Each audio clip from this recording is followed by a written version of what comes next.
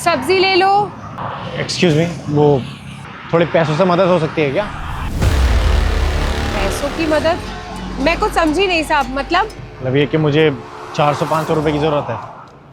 कैसी बातें कर रहे हो साहब? इतने अच्छे कपड़े पहने हुए हैं, इतने अच्छे घर से लग रहे हो आप, और मुझसे 400-500 रुपए मांग रहे हो, ऐसा क्यों? मैं कुछ समझी नहीं। वो मैडम एक्चुअली ना मुझे बहुत ज़रूरत है। एक्चुअली मेरा पर्स कहीं पे गिर गया है और मेरे पास ना घर जाने के लिए पैसे नहीं है। आप मुझे 400-500 दे दो, मैं आपको वापस दे दूंगा। साहब 400-500 रुपए तो नहीं होंगे। वैसे भी सुबह से दुकान लगाई हुई है, अभी तक कुछ खास बोनी भी नहीं हुई है। 400-500 रुपए तो नहीं है साहब। देखिए, मैं आपसे प्रॉमिस कर रहा हूँ, जो भी आपके बनेंगे मैं आपको पक्का पैसे लौटा दूंगा। अगर हैं आपके पास 300, 400 या 500, प्लीज़ मुझे दे दो। एक मिनट साहब। बाबूजी,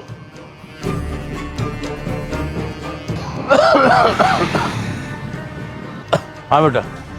बाबूजी, वो इनको ना 400-500 रुपए की ज़रूरत थी। इनका कहना है कि इनका बटुआ कहीं खो गया और इन्हें घर जाने के लिए पैसे चाहिए, तो ये हमसे मदद मांगने आए हैं। अगर हम इन्हें 400-500 रुपए दे देंगे तो इनका कहना है कि हमें लौटा देंगे। बेटा मदद तो हम कर देते, लेकिन तेरे को तो पता ही है, सुबह से फोन ही नहीं की है, कोई ग्राहक नहीं आया है। हमारे पास पैसे नहीं है साहब, हमारे पास पैसे नहीं है साहब। अंकल, मैं ना पक्का लौटा दूंगा। मुझे ना पैसों की बहुत ज़्यादा ज़रूरत है। मुझे बस घर पे जाना है, मैं वापस आके आपके पैसे दे दूंगा। नहीं साहब, हमारे पास नहीं हो पाएंगे। ठीक है। सुनिए, ये 400-500 तो नहीं है, लेकिन ये 100 रुपए हैं हमारे पास। अगर इससे आपकी मदद होती हो तो आप रख लीजिए।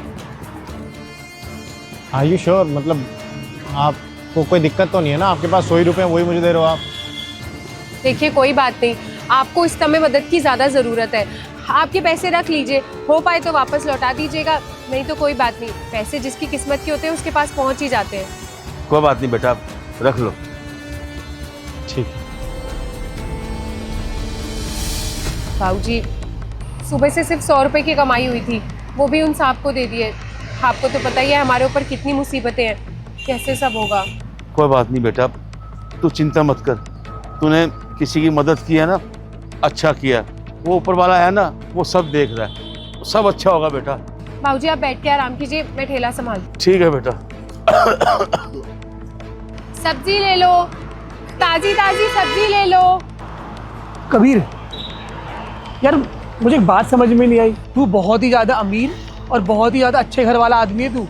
अबे क्या ज़रूरत आ गई थी कि तू ठेले पे से यार एक लड़की से पैसे मांग रहा? क्यों?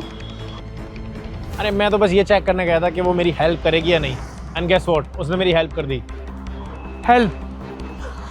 भाई तू इतने पैसे वाला बंदा, इतना अमीर आदमी, और उसको हेल्प की ज़रूरत है? चल वो सब छोड़, मुझे ये बता कि तू कितने पैसे ठग के लेके आया? अरे मैंने कुछ ठगा नहीं है, वो बस मैं इसलिए कहता ताकि मैं उसकी मदद कर सकूं।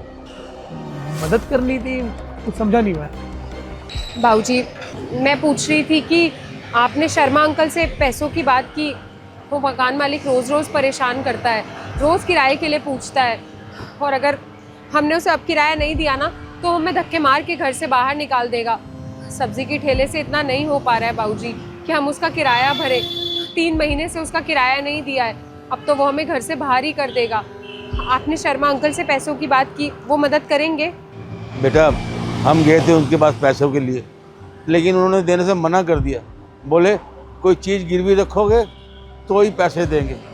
अब तो ऊपर वाला ही हमारा कुछ कर सकता है बेटा, क्या करें। और जब मुझे पता चला कि उसने मेरी मदद कर दी तो मैं वहीं पे श्योर हो गया था कि मुझे इसकी मदद करनी है।